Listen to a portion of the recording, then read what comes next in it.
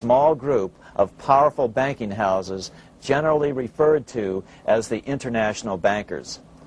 The little coterie of powerful international bankers virtually run the United States government for their own selfish purposes. They practically control both parties, write political platforms, make cat's paws of party leaders, use the leading men of private organizations, and resort to every device to place in nomination for high public office only such candidates as will be amenable to the dictates of corrupt big business. These international bankers and Rockefeller Standard Oil interests control the majority of newspapers and magazines in this country. Why didn't people listen to such strong warnings and demand that Congress reverse its 1913 passage of the Federal Reserve Act? Because remember, it was the 1920s. A steady increase in bank loans contributed to a rising market. In other words, just as it is today, in times of prosperity, no one wants to worry about economic issues. But there was a dark side to all this prosperity. Businesses expanded and became strung out on credit. Speculation in the booming stock market became rampant. Although everything looked rosy, it was a castle made of sand. When all was in readiness, in April of 1929, Paul Warburg, the father of the Federal Reserve, sent out a secret advisory warning his friends that a collapse and nationwide depression was certain. In August of 1929, the Fed began to tighten money. It is not a coincidence that the biographies of all the Wall Street giants of that era, John D. Rockefeller, J.P. Morgan, Bernard Baruch, etc., all marvel that they got out of the stock market just before the crash and put all their assets in cash or gold. On October 24th, 1929, the big New York bankers called in their 24-hour broker call loans. This meant that both stockbrokers and customers had to dump their stocks on the market to cover their loans, no matter what price they had to sell them for. As a result, the market tumbled, and that day was known as Black Thursday. According to John Kenneth Galbraith, writing in The Great Crash, 1929, at the height of the selling frenzy, Bernard Baruch brought Winston Churchill into the visitors' gallery of the New York Stock Exchange here to witness the panic and impress him with his power over the wild events down on the floor. Congressman Louis McFadden, chairman of the House Committee on Banking and Currency from 1920 to 1931, knew who to blame. He accused the Fed and the international bankers of orchestrating the crash. It was not accidental. It was a carefully contrived occurrence. The international bankers sought to bring about a condition of despair here so that they might emerge as rulers of us all. But McFadden went even farther. He openly accused them of causing the crash in order to steal America's gold. In February 1931, in the midst of the Depression, he put it this way. I think it can hardly be disputed that the statesmen and financiers of Europe are ready to take almost any means to reacquire rapidly the gold stock which Europe lost to America as the result of World War I. Curtis Dahl, a broker for Lehman Brothers, was on the floor of the New York Stock Exchange the day of the crash. In his 1970 book, FDR, My Exploited Father-in-Law, he explained that the crash was triggered by the planned sudden shortage of call money in the New York money market. Actually, it was the calculated shearing of the public by the world money powers triggered by the planned sudden shortage of call money in the New York money market. Within a few weeks, $3 billion of wealth simply seemed to vanish. Within a year, $40 billion had been lost. But did it really disappear? Or was it simply consolidated in fewer hands? And what did the Federal Reserve do? Instead of moving to help the economy out by quickly lowering interest rates to stimulate the economy, the Fed continued to brutally contract the money supply further, deepening the Depression. Between 1929 and 1933, the Fed reduced the money supply by an additional 33%. Although most Americans have never heard that the Fed was the cause of the Depression, this is well known among top economists. Milton Friedman, the Nobel Prize-winning economist now of Stanford University, said the same thing in a National Public Radio interview in January of 1996. The Federal Reserve definitely caused the Great Depression by contracting the amount of currency in circulation by 1/3 from 1929 to 1933. But the money lost by most Americans during the Depression didn't just vanish.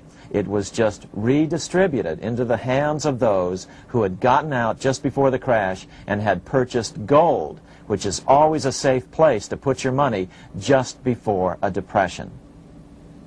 But America's money also went overseas.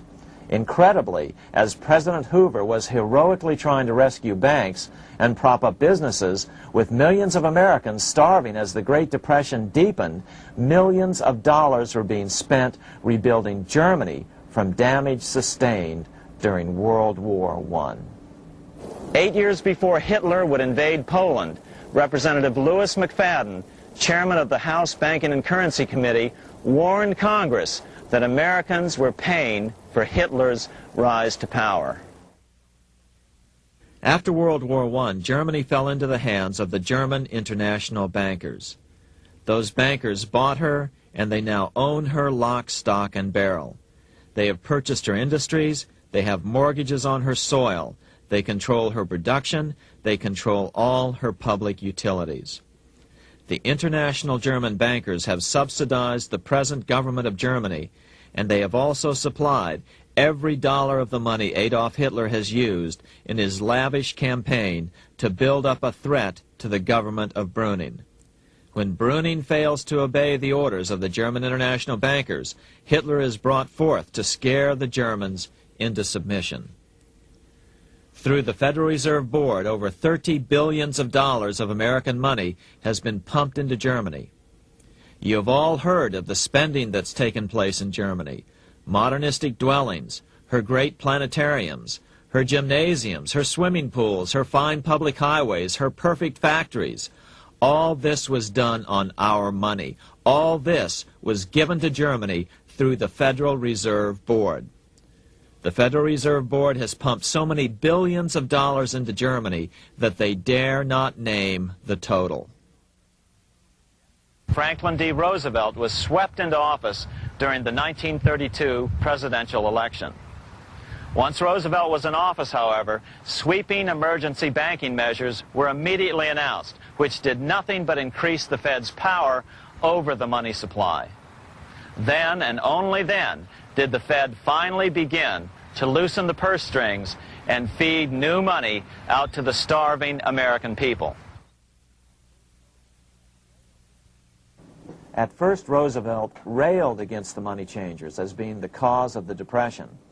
Believe it or not, this is what he said on March 4th, 1933, in his inaugural address. Practices of the unscrupulous money changers stand indicted in the court of public opinion, rejected by the hearts and minds of men. The money changers have fled from their high seats in the temple of our civilization. But 2 days later, Roosevelt declared a bank holiday and closed all banks. Later that year, Roosevelt outlawed private ownership of all gold bullion and all gold coins with the exception of rare coins. Most of the gold in the hands of the average American was in the form of gold coins. The new decree was, in effect, a confiscation. Those who didn't comply risk as much as 10 years in prison and a $10,000 fine, the equivalent of $100,000 today. Out in small-town America, some people didn't trust Roosevelt's order. Many were torn between keeping their hard-earned wealth or obeying the government.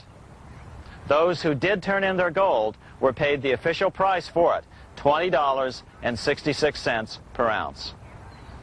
So unpopular was the confiscation order that no one anywhere in government would take credit for authoring it. No congressman claimed it. At the signing ceremony, President Roosevelt made it clear to all present that he was not the author of it and publicly stated that he had not ever read it. Even his Secretary of the Treasury said he'd never read it either, saying it was, quote, what the experts wanted. Roosevelt convinced the public to give up their gold by saying that pooling the nation's resources was necessary to get America out of the Depression. With great fanfare, he ordered a new bullion depository built to hold the mountain of gold the U.S. government was illegally confiscating. By 1936, the U.S. bullion depository at Fort Knox was completed, and in January 1937, the gold began to flow into it. The rip-off of the ages was about to proceed. In 1935, once the gold had all been turned in, the official price of gold was suddenly raised to $35 per ounce.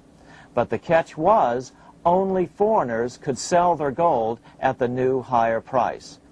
The money changers who had heeded Warburg's note and gotten out of the stock market just before the crash and bought gold at $20.66 per ounce, then shipped it to London, could now bring it back and sell it back to the government, nearly doubling their money while the average American starved.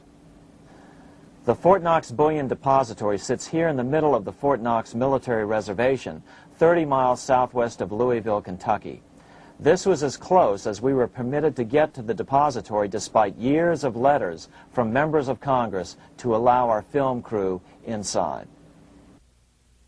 The 4-acre grounds immediately surrounding the building are guarded by an electrified steel fence, an open moat, and 4 machine-gun-armed guard pillboxes at the structure's corners. When the gold began arriving on January 13, 1937, there was unprecedented security. Thousands of official guests watched the arrival of a 9-car train from Philadelphia, guarded by armed soldiers, postal inspectors, Secret Servicemen, and guards from the U.S. Mint. It was all great theater. America's gold supply from across the land had been pooled, supposedly for the public benefit, and then safely tucked into Fort Knox. But all that security would soon be breached by the government itself. Now the stage was set for a really big war, one which would pile up debt far beyond that of World War I. For example, in 1944 alone, the U.S. national income was only $183 billion, yet $103 billion was spent on the war. This was 30 times the spending rate during World War I. In fact, the American taxpayer picked up 55% of the total Allied cost of the war. But equally important, virtually every nation involved in World War II greatly multiplied their debt. In the U.S., for example, federal debt went from $43 billion in 1940 up to $257 billion in 1950, an increase of 598%. Between 1940 and 1950, Japanese debt swelled 1,348%. French debt grew 583%, and Canadian debt soared 417%. After the war, the world was now divided into 2 economic camps: communist command economies on the one hand versus monopoly capitalists on the other, set to fight it out in one perpetual and highly profitable arms race. It was finally time for the central bankers to embark in earnest on their 3-step plan to centralize the economic systems of the entire world and finally bring about their global government or New World Order. The phases of this plan were: Step 1, central bank domination of national economies worldwide. Step 2, centralized regional economies through organizations such as the European Monetary Union and regional trade unions such as NAFTA. Step 3, centralize the world economy through a world central bank, a world money, and ending national independence through abolition of all tariffs by treaties like GATT. Step 1 was completed long ago. Steps 2 and 3 are far advanced, nearing completion. What about gold? Among central banks,